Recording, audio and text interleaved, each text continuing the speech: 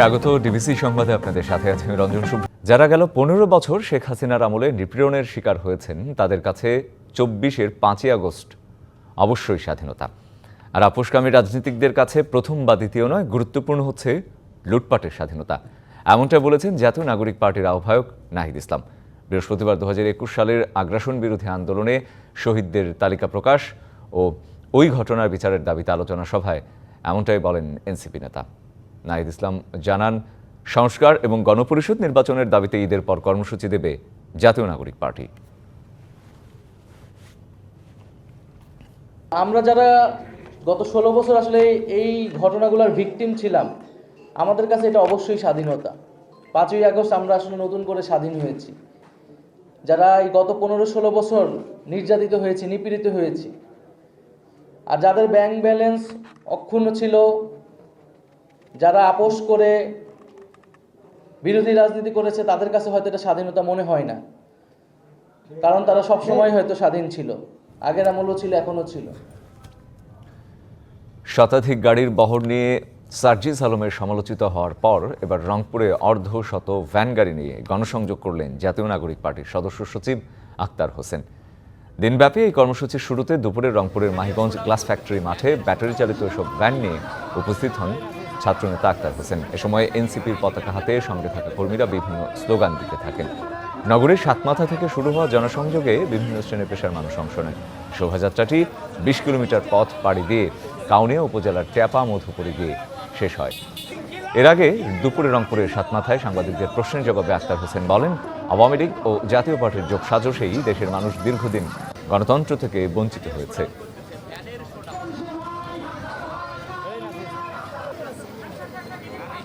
যদি অন্তর্বর্তীকালীন সরকারের সঙ্গে সহযোগিতা করেন, তাহলে সংস্কার এবং বিচার কার্যক্রম অতি দ্রুত সময়ের মধ্যে দৃশ্যমান করে নির্বাচনের পথে অগ্রসর হওয়া সম্ভব।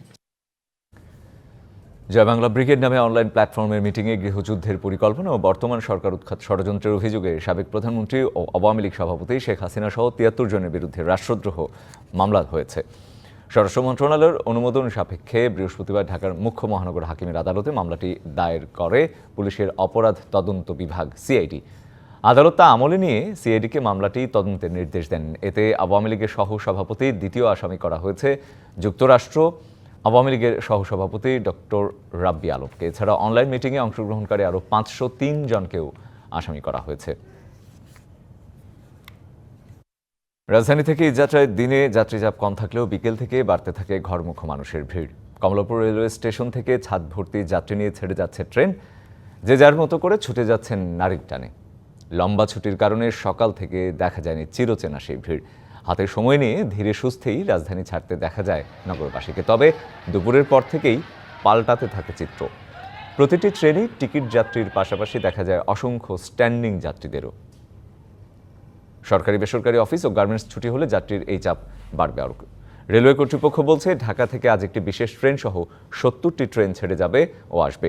অতিরিক্ত চাপ সামাল দিতে স্টেশনের গেটে রয়েছে 3 স্তরের নিরাপত্তা। এদিকে সকাল থেকে রাজধানীর গাবতলী, মহাখালী, গুলিস্তান ও সায়দাবাদ টার্মিনালে ঘরমুখো যাত্রীদের চাপ তুলনামূলক কম দেখা গেছে।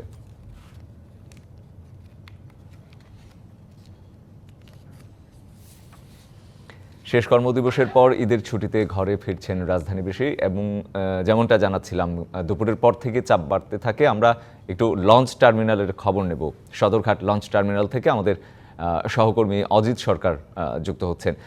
অজিত, আমরা আসলে বাস এবং ট্রেনের খবর জানি, কিন্তু লঞ্চ টার্মিনালের চিত্রটা কেমন দেখতে পাচ্ছেন? আপনি অনেকক্ষণ ধরে রয়েছেন সেখানে, কি দেখছেন? এখানে আসলে দুপুরের পর থেকে আসলে কিন্তু এখানে আসতে থাকে। মূলত আসলে সন্ধ্যার পরেই কিন্তু আসলে যাত্রী সংখ্যা একটু বাড়তে থাকে, কিন্তু অন্যান্য বছর যে সংখ্যক যাত্রী এখানে আসলে ছিল সদরঘাট লঞ্চ টার্মিনালে, সেই চিরচেনা সেই দৃশ্যটা কিন্তু এবার কিন্তু আসলে আমরা দেখতে পাচ্ছি না। তারপরও গতকালকে যে সংখ্যক যাত্রী সংখ্যা ছিল সেই তুলনায় কিন্তু আজকে কিন্তু একটু যাত্রী সংখ্যা একটু বেড়েছে। তো কর্তৃপক্ষ যেটা আমাদেরকে জানিয়েছেন যে আগামীকাল কিংবা পরদিন যাত্রী সংখ্যা আরও বাড়বে বলে তারা আমাদেরকে আশ্বস্ত করছেন। আজকে এখানে 8টার পরে আসলে বলা যায় এখানে বরিশালগামী 8টা 8টা লঞ্চ কিন্তু এখান থেকে ছেড়ে গেছে। আর এখন যে সর্বশেষ যে লঞ্চটা সদরঘাট লঞ্চ টার্মিনাল থেকে ছেড়ে যায় সেটা হলো কালীগঞ্জের উদ্দেশ্যে ছেড়ে যাচ্ছে। এছাড়াও আপনার বিভিন্ন রুটে চাঁদপুর, ভোলা সহ বিভিন্ন রুটে কিন্তু আজকে বেশ অনেকগুলো লঞ্চ ছেড়ে গেছে। তো কোনো ধরনের কিন্তু অন্যান্য বছরের তুলনায় কিন্তু এবার কিন্তু সদরঘাট লঞ্চ ঘাটের যে এবারের দৃশ্য আসলে সম্পূর্ণ ভিন্ন। এবার আসলে এখানের পরিবেশ সম্পূর্ণ ভিন্ন। এখানে কোনো হকার বা কোনো ধরনের কোনো বার্গেটিং নেই।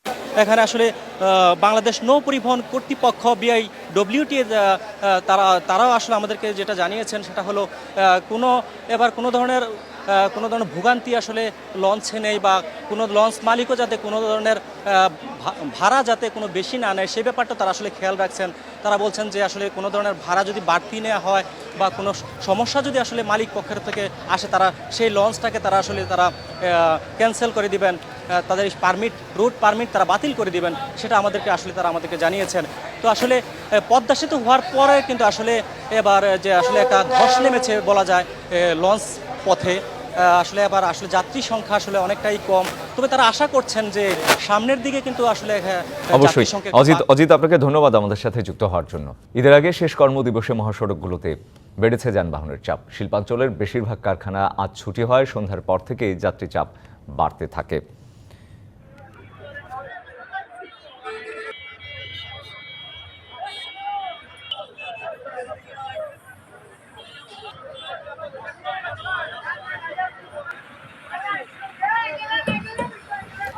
ময়মনসিংহ মহাসড়কের গাজীপুরের চান্দনা চৌরাস্তা এলাকায় সামান্য জট ছাড়া নির্বিঘ্নেই বাড়ি ফিরছে মানুষ। এছাড়া মোড়গুলোতে যাত্রী ওঠানামার জন্য যানবাহনের কিছুটা ধীরগতি রয়েছে। ঈদযাত্রায় বিকেল থেকে বাড়তি চাপ দেখা গেছে ঢাকা টাঙ্গাইল যমুনা সেতু মহাসড়কে। এছাড়া অনেকটা স্বাভাবিক রয়েছে ঢাকা চট্টগ্রামের মহাসড়কের ঈদযাত্রা।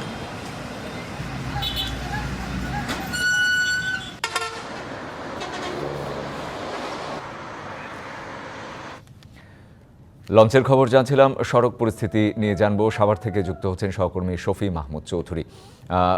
শফি, সড়কে চাপ কেমন দেখছেন যানবাহনের, এবং কোনো ভোগান্তি আছে কিনা যাত্রীদের, এবং আরেকটি বিষয়, যাত্রীদের বাড়তি ভাড়া নিয়ে কোনো অভিযোগ রয়েছে কিনা?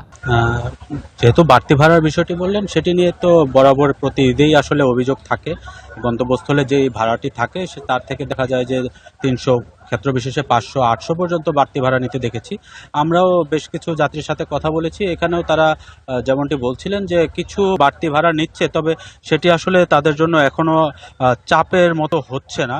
খুব বেশি অতিরিক্ত বাড়তি ভাড়ার অভিযোগ তেমন একটি পাইনি। আর সড়কের পরিস্থিতি যদি বলি, যে সাভারের যে ঢাকা আরিচা মহাসড়ক রয়েছে সেটিতে কিন্তু একদম নির্বিঘ্নেই যানবাহনগুলো চলছে।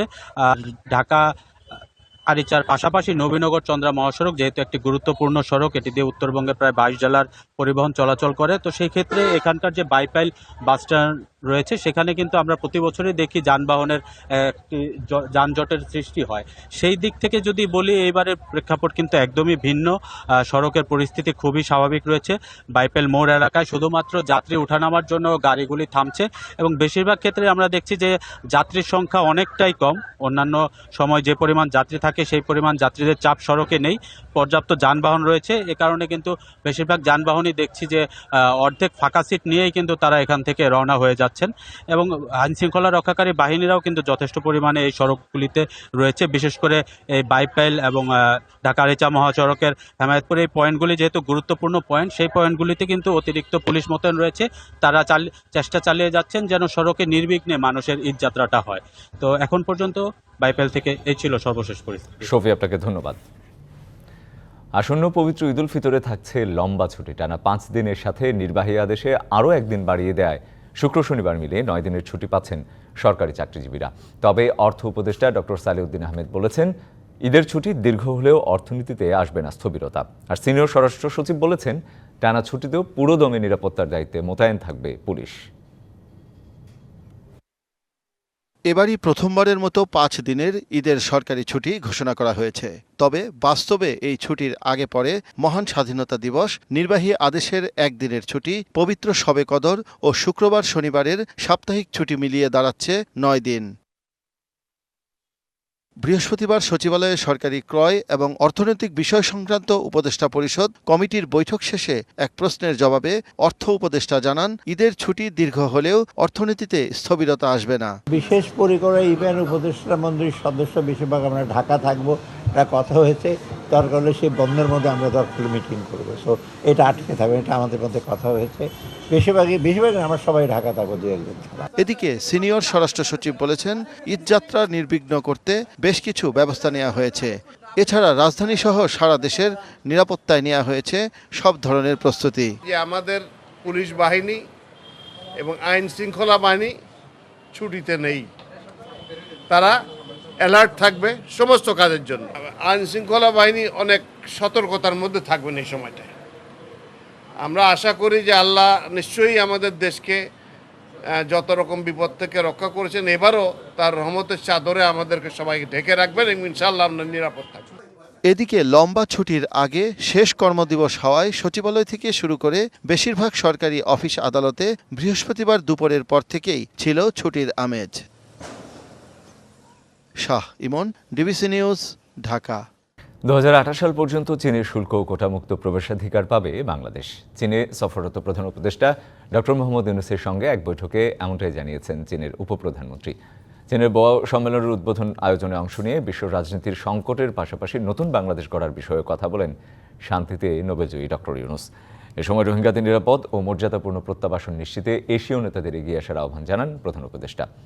এদিকে হাইনান থেকে বেইজিং পৌঁছেছেন প্রধান উপদেষ্টা।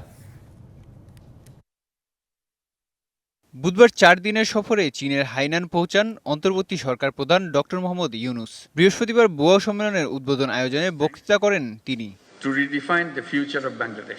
বিশ্ব রাজনৈতিক সংকটের পাশাপাশি বাংলাদেশে আশ্রয় নেয়া রোহিঙ্গাদের প্রত্যাবাসন নিয়ে কথা বলেন তিনি। প্রায় 7 বছর ধরে বাংলাদেশ 1.2 মিলিয়ন রোহিঙ্গাকে আশ্রয় দিয়ে আসছে। আমরা আশা করি রোহিঙ্গাদের সুরক্ষিতভাবে প্রত্যাবাসনে এশিয়ান লিডাররা অবশ্যই এগিয়ে আসবেন। কথা বলেন বদলে যাওয়া বাংলাদেশ নিয়ে। আমরা বিভিন্ন সংস্কার কাজ করছি। যখন এটা সম্পূর্ণ হবে, খুব দ্রুতই একটি কাঠামোগত বাংলাদেশ আমরা পাব। তবে বদলে যাওয়া বাংলাদেশকে একই সাথে অর্থনৈতিক, রাজনৈতিক পরিস্থিতি সহ অনেকগুলো চ্যালেঞ্জও মোকাবেলা করতে হচ্ছে। আগামীকাল চীনের প্রেসিডেন্ট শি জিনপিং এর সঙ্গে বৈঠক করার কথা রয়েছে তার। এছাড়া বোয়াও ফোরাম ফর এশিয়ার চেয়ারম্যান বান কি মুনের সঙ্গে সাক্ষাতের কথা রয়েছে তার। মেহেদী হাসান, ডিবিসি নিউজ। চীনের হাইনান প্রদেশ থেকে রাজধানী বেইজিংয়ে পৌঁছেছেন বাংলাদেশের অন্তর্বর্তী সরকারের প্রধান উপদেষ্টা ডক্টর মোহাম্মদ ইউনূস। বিমানবন্দরে নামলে প্রধান উপদেষ্টাকে লাল গালিচার অভ্যর্থনা দেওয়া হয়। প্রধান উপদেষ্টাকে বহনকারী বিমানটি বৃহস্পতিবার স্থানীয় সময় রাত 10:20 বেইজিং ক্যাপিটাল ইন্টারন্যাশনাল এয়ারপোর্টে অবতরণ করে। সেখানে চীনের কমিউনিস্ট পার্টির আন্তর্জাতিক বিভাগের ভাইস মিনিস্টার সান ওয়েডং প্রধান উপদেষ্টাকে অভ্যর্থনা জানান। এর আগে হাইনানে বোয়া ফোরাম ফর এশিয়া বার্ষিক সম্মেলনের ফাঁকে চীনের কেন্দ্রীয় ব্যাংক পিপলস ব্যাংক অব চায়নার সাবেক উপগভর্নর উ শিয়াওলিংকের সঙ্গে সাক্ষাৎ করেন প্রধান উপদেষ্টা। এ সময় ক্ষুদ্র ঋণ কর্মসূচি ও সামাজিক ব্যবসা উদ্যোগের মাধ্যমে দারিদ্র্য বিমোচনে ডক্টর ইউনূসের ভূমিকার প্রশংসা করেন সাবেক গভর্নর।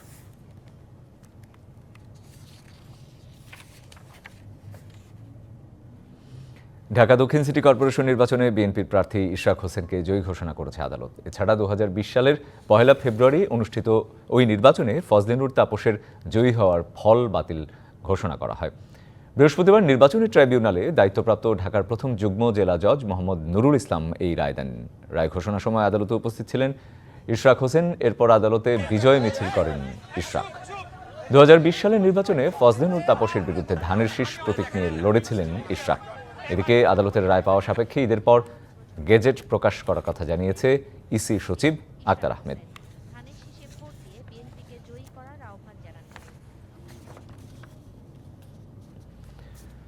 আজ পবিত্র শবে কদর বা সৌভাগ্যের রজনী। ইসলাম ধর্মমতে পবিত্র কোরআন নাজিল হয়েছিল এই রাতেই। কোরআন তিলাওয়াত, দোয়া ও নফল নামাজ আদায়ের মধ্য দিয়ে বরকতময় রাতটি অতিবাহিত করছেন ধর্মপ্রাণ মুসলমানরা। রমজানে মহিমান্বিত রাত শবে কদর। এই রাতে মহানবী হজরত মুহাম্মদ সাল্লাল্লাহু আলাইহি ওয়াসাল্লামের ওপর নাজিল হয়েছিল মহাগ্রন্থ আল কোরআন। হাজার মাসের চেয়ে উত্তম এই রাতে আল্লাহর সান্নিধ্য লাভের আশায় ইবাদত বন্দেগীতে মশগুল থাকেন ধর্মপ্রাণ মুসলমানেরা। আল্লাহ সন্তুষ্টি, ক্ষমা ও সৌভাগ্য লাভের জন্য রাত জেগে ইবাদত বন্দেগীর মাধ্যমে রাতটি কাটাবেন। ধর্মপ্রাণ মুসলমানেরা সাধারণত 27শে রমজান শবে কদর পালন করা হলেও ইসলামী বিশেষজ্ঞদের মতে রমজানের শেষ 10 দিনের যে কোনো বিজোড় রাতই হতে পারে শবে কদর।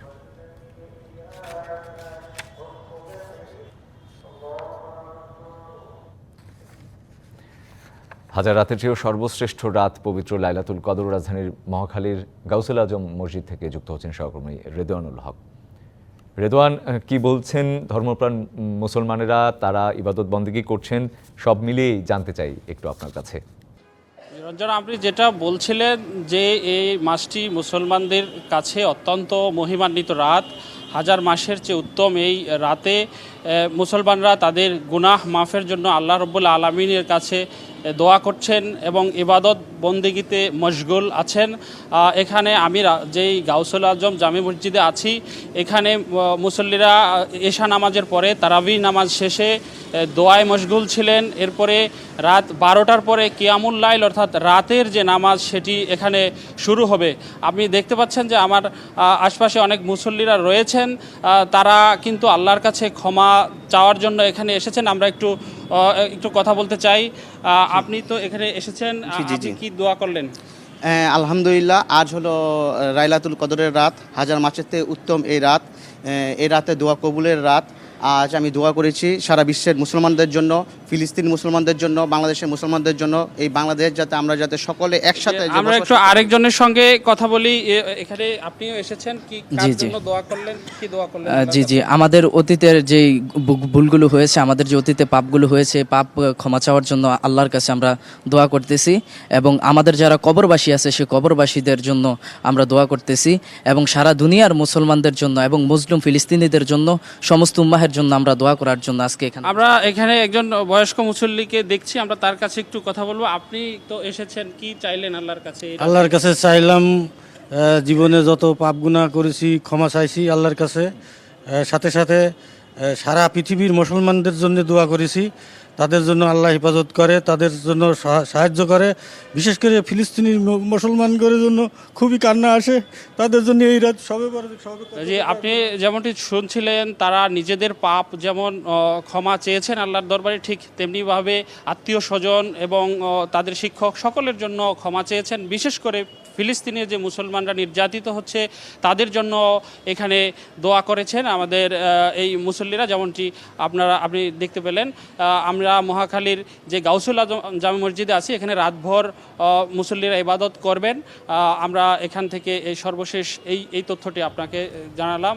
আমরা আছি এখানে সারা রাত মুসল্লিরা। নিশ্চয়ই রেদওয়ান, আপনাকে ধন্যবাদ। রাজধানীর ধানমন্ডিতে র্যাব ম্যাজিস্ট্রেট ও ছাত্র পরিচয়ে ডাকাতির ঘটনায় আরও 2 জনকে গ্রেপ্তার করেছে ঢাকা মহানগর পুলিশ। নিয়ে এই ঘটনায় 6 জনকে গ্রেপ্তার করা হলো। তাদের ধরিয়ে দিতে সহযোগিতা করায় 6 নিরাপত্তা কর্মীকে পুরস্কৃতও করেছে পুলিশ। তাদের পুলিশের অক্সিলিয়ারি ফোর্সে নিয়োগ দেওয়ার সিদ্ধান্ত নেওয়া হয়েছে। বুধবার ভোরে ডাকাতির ঘটনা ঘটে ধানমন্ডির এই বাড়িতে। র্যাব ম্যাজিস্ট্রেট ও ছাত্র পরিচয় করা এই ডাকাতিতে লুট করা হয় স্বর্ণালংকার সহ নগদ অর্থ। ডাকাত দলে থাকা বেশিরভাগের গায়েই ছিল র্যাবের পোশাক। ঘটনার এক পর্যায়ে জনতার সহযোগিতায় ঘটনাস্থল থেকে 4 জনকে গ্রেপ্তার করে পুলিশ।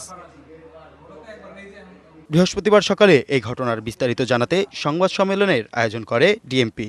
মিন্টু রোডের ডিএমপি মিডিয়া সেন্টারে ব্রিফিংয়ের ডাকাতির ঘটনা তুলে ধরা হয়। ডাকাতি কাজে যারা অংশগ্রহণ করেছিল, এই যে র্যাব পরিচয়ে, ম্যাজিস্ট্রেট পরিচয়ে, সাংবাদিক পরিচয়ে, আমরা ইনশাল্লাহ আমরা চেষ্টা করতেছি যে 6 জনের বাইরে অন্য যারা আছে তাদেরকে আমরা অতি শীঘ্রই, খুব তাড়াতাড়ি আমরা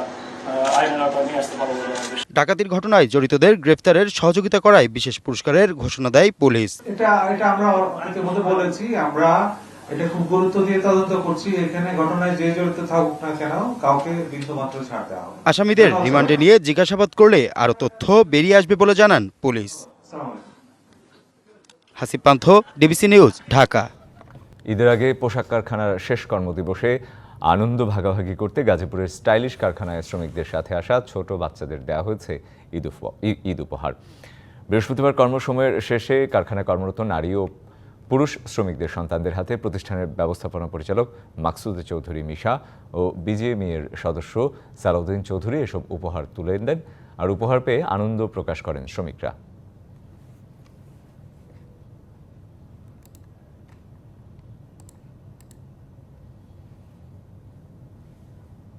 পুনরায় হৃদরোগের ঝুঁকি থেকে এখনও পুরোপুরি মুক্ত নন তামিম ইকবাল। তাই এই ক্রিকেটারকে থাকতে হবে কঠোর নিয়ম শৃঙ্খলার মধ্যে, এমনটাই বলছেন চিকিৎসকরা।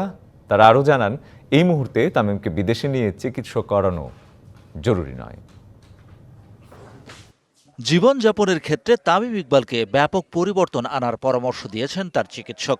না হলে আবারও হার্ট অ্যাটাকের শিকার হতে পারেন এই ক্রিকেটার। তামিম ইকবালের স্বাস্থ্যের সবশেষ পরিস্থিতি জানাতে গিয়ে হাসপাতালে এভাবেই বললেন চিকিৎসক।